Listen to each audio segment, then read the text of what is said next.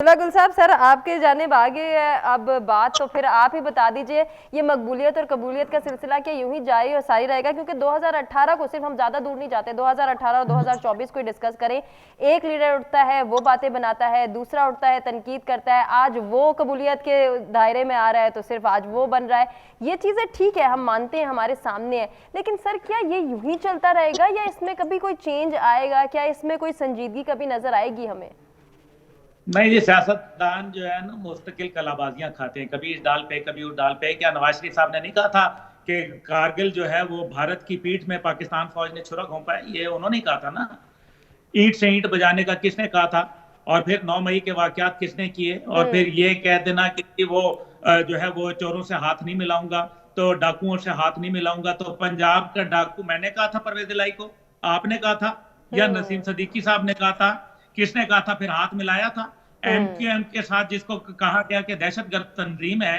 और तो फिर उसको हुकूमत में किसके साथ इत्तेहादी थी वो? देखिए ना, अगर बात करनी है ना तो फिर बात पूरी करूंगा मैं। और हिम्मत मैं कल को क्या करूं, मैं अभी करता हूं, मैं अभी खोल रहा हूं जबान। मुझे ये बताइए कि भुट्टो साहब के दौर में सदारती हुक्मनामे के जरिए आईएसआई में पॉलिटिकल सेल कायम किया गया। उसके बाद 3 पीपल्स पार्टी की हुकूमतें आई, 3 मुस्लिम लीग की आई, एक पीटीआई की आई, उसके बाद एक मुश्तरका पीडीएम की आई। खत्म कर दिया आईएसआई से पॉलिटिकल सेल? क्यों नहीं खत्म किया? ये उनका पॉलिटिकल रोल है। उनको बकायदा आईन पाकिस्तान में सदारती हुक्मनामे के जरिए जो है वो शामिल कराया गया।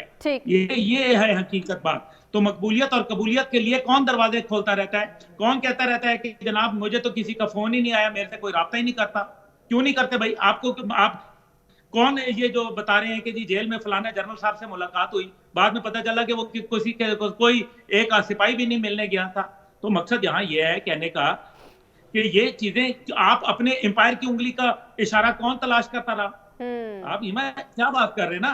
देखिए, अगर आपने बात करनी है तो फिर पूरी कर लें, आज कर लें पूरी। मैं तैयार हूं किसी भी फोरम में, कभी भी, किसी भी जगह पे, पब्लिक में बैठ के किसी भी लीडर के साथ करने के लिए तैयार हूं। मेरे ना मुंह खुलवाएं। उसकी बात यह है कि क्योंकि फिर जब बात खुलेगी तो बहुत दूर तक निकल जाएगी, इसलिए बेहतर यह है कि उसको यही रहने दिया जाए।